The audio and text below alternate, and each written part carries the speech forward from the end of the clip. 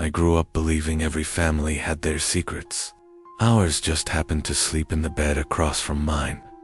There's a bed against the far wall of my room, same faded quilt, same dent in the pillow, and every night since I can remember, I've heard the springs shift when I'm not moving.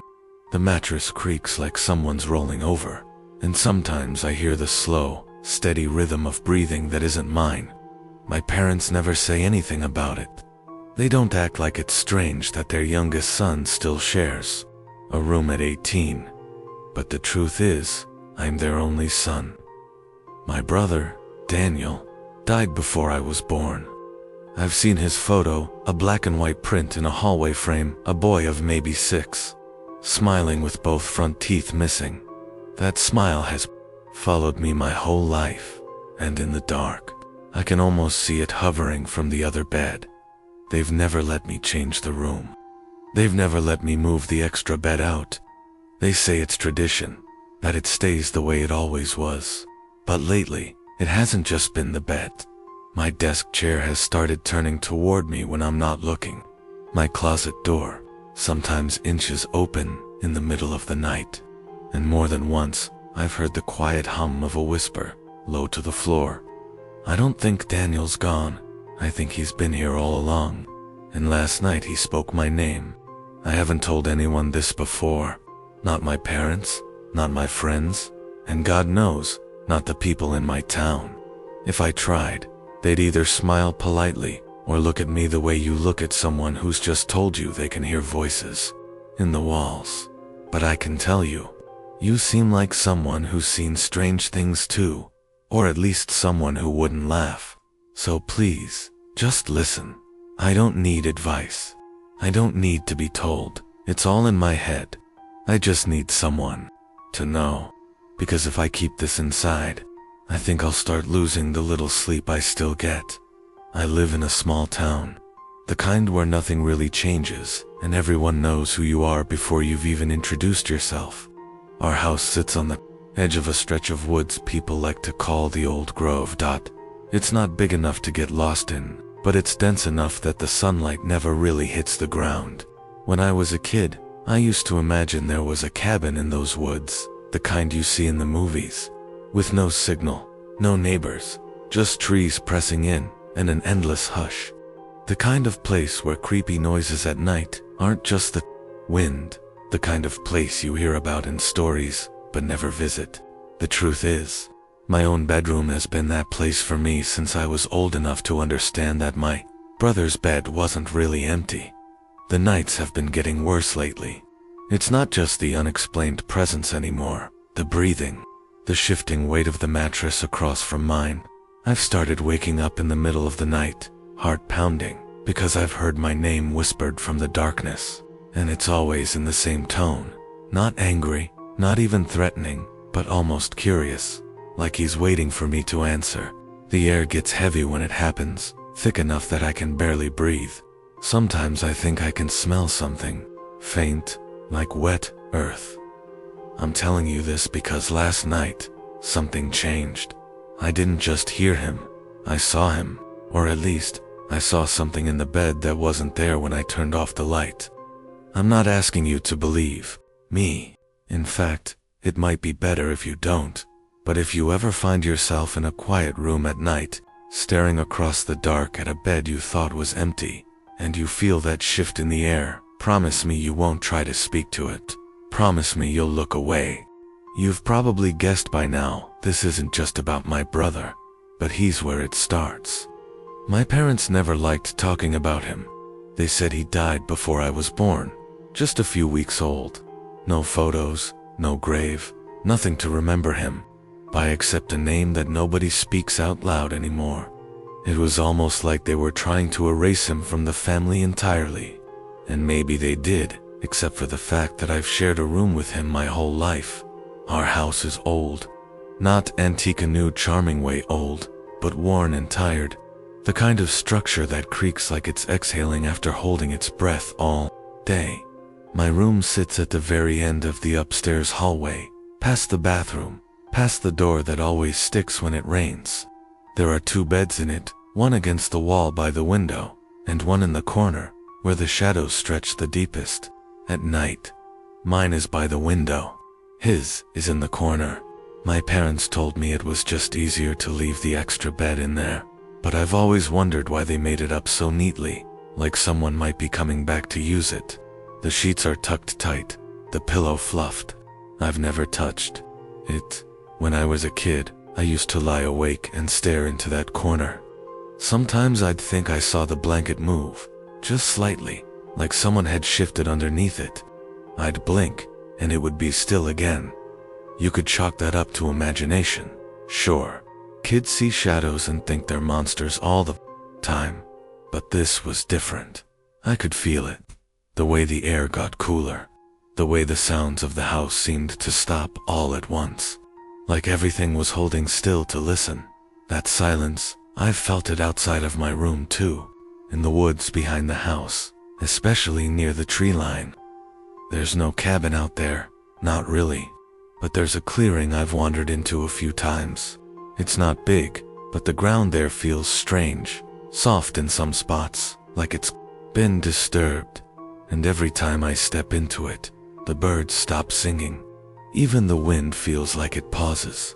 It's the same kind of quiet as my bedroom at night, the kind where your ears strain for sound and find nothing but your own breathing. There are local rumors about the grove. The old man who runs the hardware store says his grandfather told him to never go near it after dark. A woman at the diner once told me her dog went missing in those woods, and when it came back 3 days later, it wouldn't go upstairs in her house anymore. But mostly, people just don't talk about it. They walk past it without looking, like it's not even there. Inside the house, little things have started happening over the years. Nothing that screams haunted, just wrong.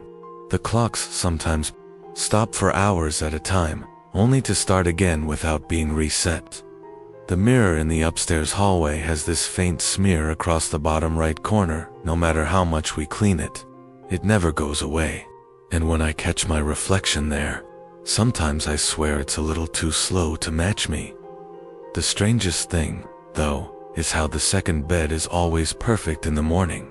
I've never once seen my parents touch it, and yet, if I ever work up the nerve to peek at it during the night, I'll see the blanket rumpled, the pillow dented, and then by sunrise, it's pristine again. Like whoever, or whatever is using it, knows how to clean up after themselves. I tell you all this because I need you to understand, it didn't happen all at once. It wasn't like one night I heard a voice and decided the room was haunted. It's been slow, like something's been edging closer for years, testing the limits, seeing how much I'd ignored before I couldn't anymore. And lately, I've started to think it's not just the room, it's the whole house. Maybe even the land itself. I've never stayed anywhere else long enough to find out, but deep down I don't think it would matter. It started with the knocking, not the polite kind, not a sharp rap like someone trying to get your attention. This was slow, careful, like someone didn't want to wake the whole house, just me. The first time, I thought I was dreaming.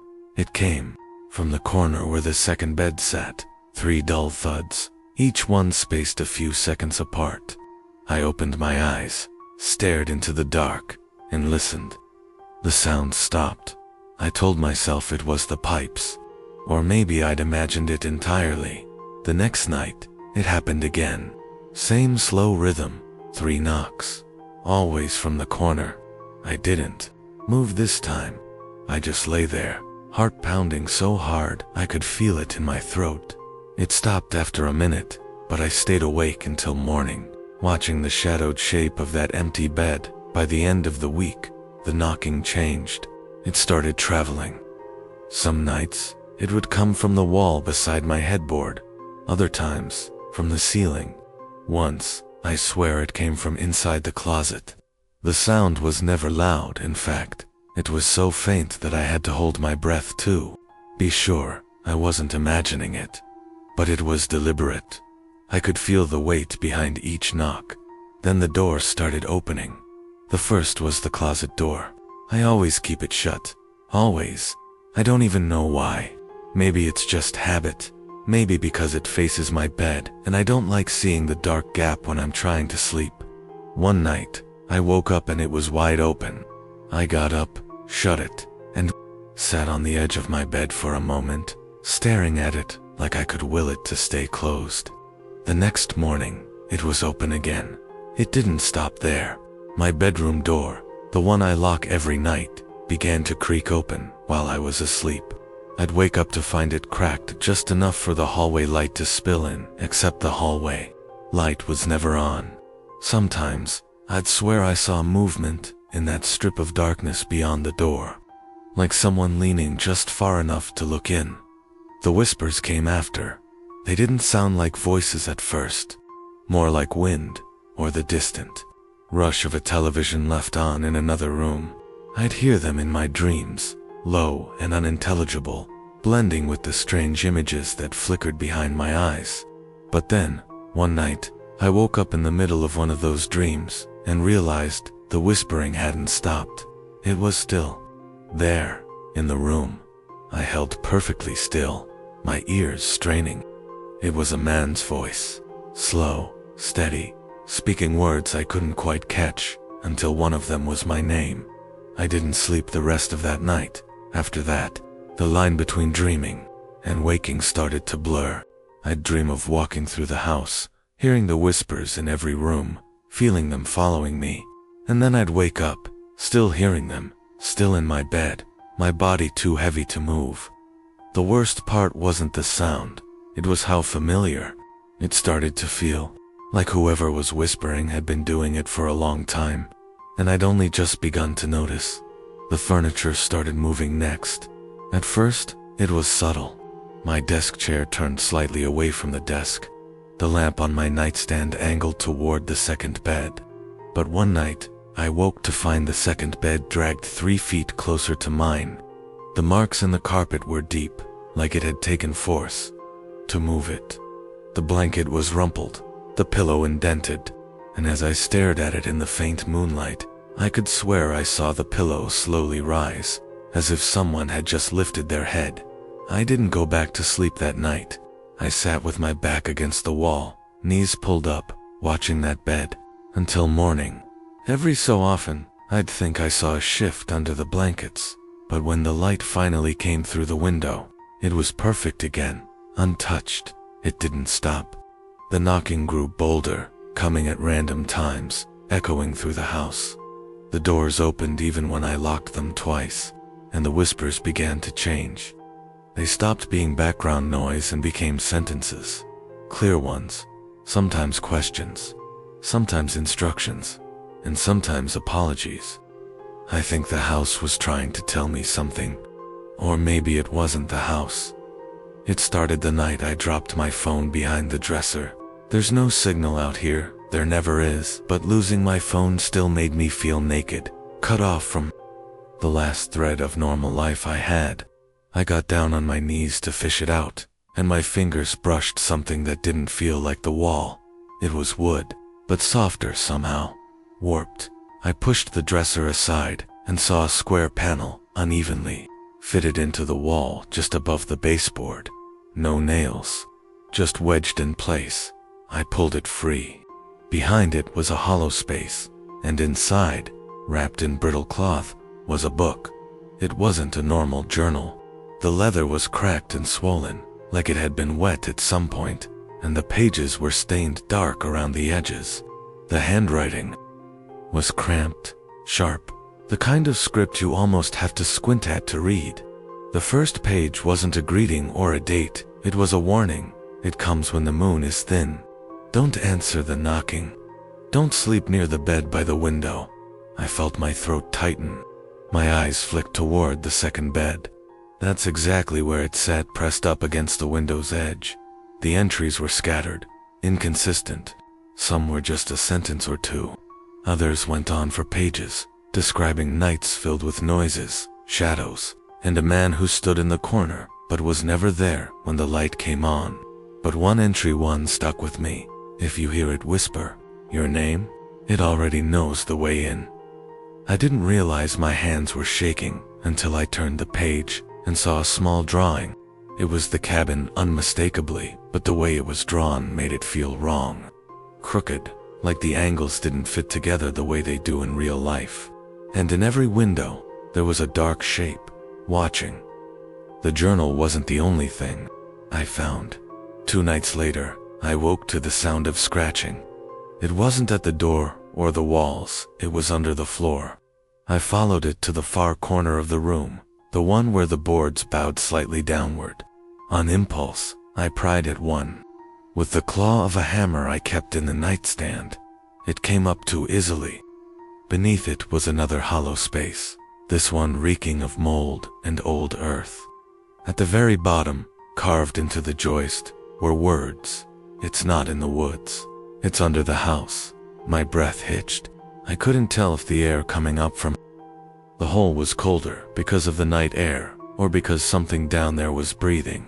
That was the night I stopped sleeping altogether. The journal gave me pieces of the truth, but the rest came from what I saw, what I felt. One night, during a power outage, the moon was so thin, it barely lit the room. I was sitting on the floor, back to the wall, when I saw movement outside the window, not walking, not running, climbing. The silhouette moved like a man, but wrong. Limbs too long, bending where they shouldn't. It reached the window, and for a moment, I thought it was looking in at me. But then I realized it wasn't facing me at all. Its head was turned toward the second bed. I didn't move. I didn't breathe. And slowly, it slid out of sight, like it was lowering itself into the room, except there was no sound of it landing. When I dared to turn my head toward the bed, the blankets were moving slowly, as though something was crawling beneath. I read the journal until dawn after that. I searched for an explanation, a name, something that told me what I was dealing with. There was nothing concrete, just phrases repeated over and over. It doesn't come for you right away. It needs to be let in. The bed is the doorway. By the final entry, the handwriting was barely legible. The last page wasn't even words. It was just frantic marks, scratches so deep they tore the paper, as though the writer had been trying to erase something from the page entirely, or maybe keep it from being read. That's when I noticed something else. On the inside of the wall, where I'd found the journal, scratched into the wood behind the plaster, was a single line. "If you're reading this, it already knows your name." I left before the sun was fully up. Ori thought I did. I didn't bother packing much, just my coat, the journal, and the hammer. The road that led away from the cabin was narrow and rough, lined with pines that leaned too close together. I told myself, if I kept walking east, I'd eventually hit the main highway. I'd seen it on the map. It should have been 2 hours, maybe less, but an hour in, the fog started. It wasn't morning mist. It was too heavy, too still. The trees pressed closer, their shapes bending in the whiteness until they looked like ribs curling inward. I kept walking. My phone was dead, but I checked it anyway, just to have something to hold on to. No time showed on the screen. Just black dot. 2 hours passed, then 3, or maybe none at all. The light never changed. I started to notice the details in the trees repeating. The same knot in the bark.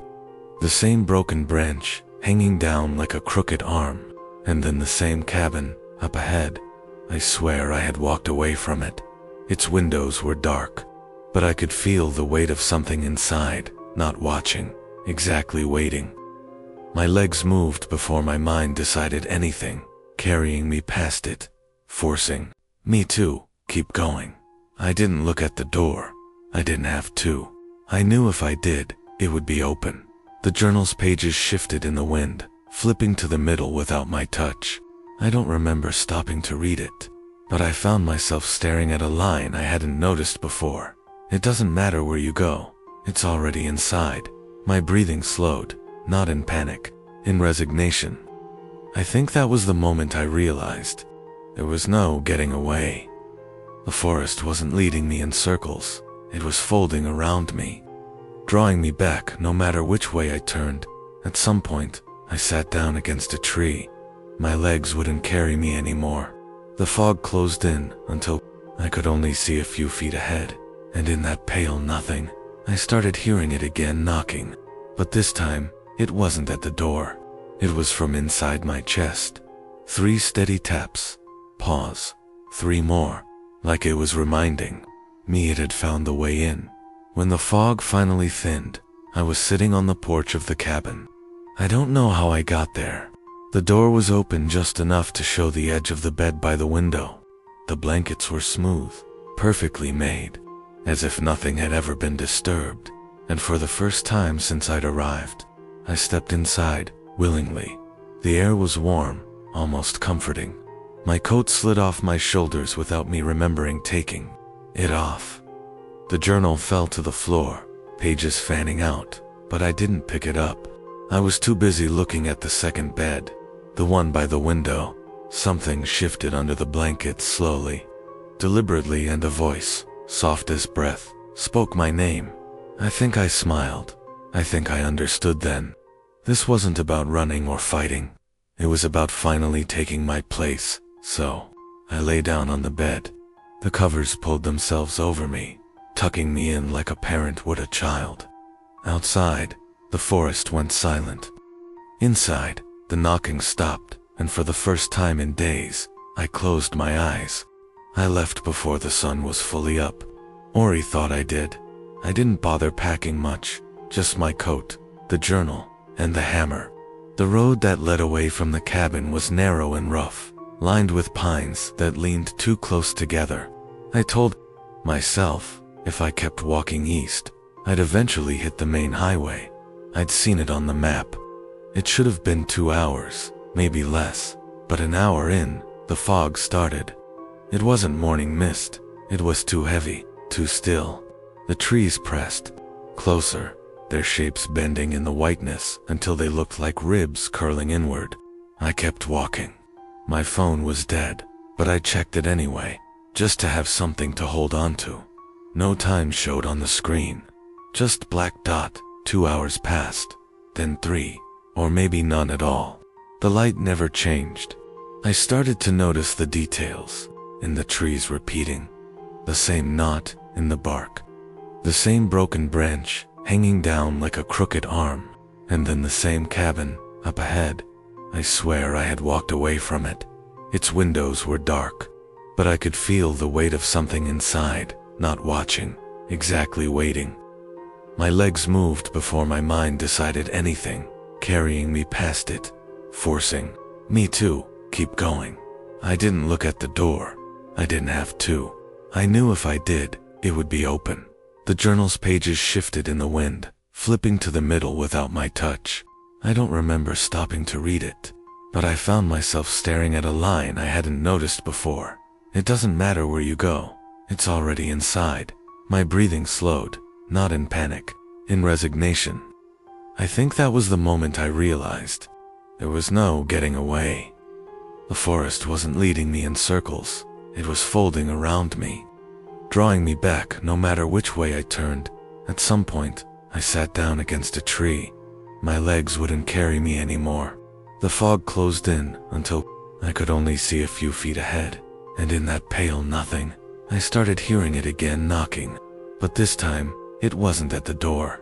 It was from inside my chest. 3 steady taps. Pause. 3 more. Like it was reminding me it had found the way in. When the fog finally thinned, I was sitting on the porch of the cabin. I don't know how I got there. The door was open just enough to show the edge of the bed by the window. The blankets were smooth, perfectly made, as if nothing had ever been disturbed. And for the first time since I'd arrived, I stepped inside, willingly. The air was warm, almost comforting. My coat slid off my shoulders without me remembering taking it off. The journal fell to the floor, pages fanning out, but I didn't pick it up. I was too busy looking at the second bed, the one by the window. Something shifted under the blankets slowly, deliberately, and a voice, soft as breath, spoke my name. I think I smiled. I think I understood then. This wasn't about running or fighting. It was about finally taking my place, so I lay down on the bed. The covers pulled themselves over me, tucking me in like a parent would a child. Outside, the forest went silent. Inside, the knocking stopped, and for the first time in days, I closed my eyes. You've been quiet this whole time, just sitting there, listening. That's good, because I need to know. Have you ever experienced anything like this? I'm not asking to make conversation. I'm asking because I think maybe whatever I dealt with isn't finished. And if it's happened to you, then maybe it's moving through more than one person. Have you ever woken up to the sound of breathing, but there was no one there? Or heard your name whispered from the dark, in a voice that sounded almost like someone you love, but not quite right? Maybe you've caught something in the corner of your eye, and when you turned, nothing was there. Or worse, something was there, but it didn't move until it knew you saw it. If you've ever felt watched in your own home, or noticed objects slightly moved from where you left them, tell me. I read every story, every single one, and maybe if enough of us share, we can find the thread that connects all of this together. Because whatever this thing is, it's old. Older than my family, older than yours. And if we pretend it isn't real, it will keep finding us. So, go ahead, leave your story below. Even if it's just a sentence. Even if it's something you've never told anyone before. I won't judge. I won't laugh. I'll just listen. But do me one favor. If you're listening to another story after this one, don't do it alone. And if you hear knocking while you're typing your comment, don't answer it.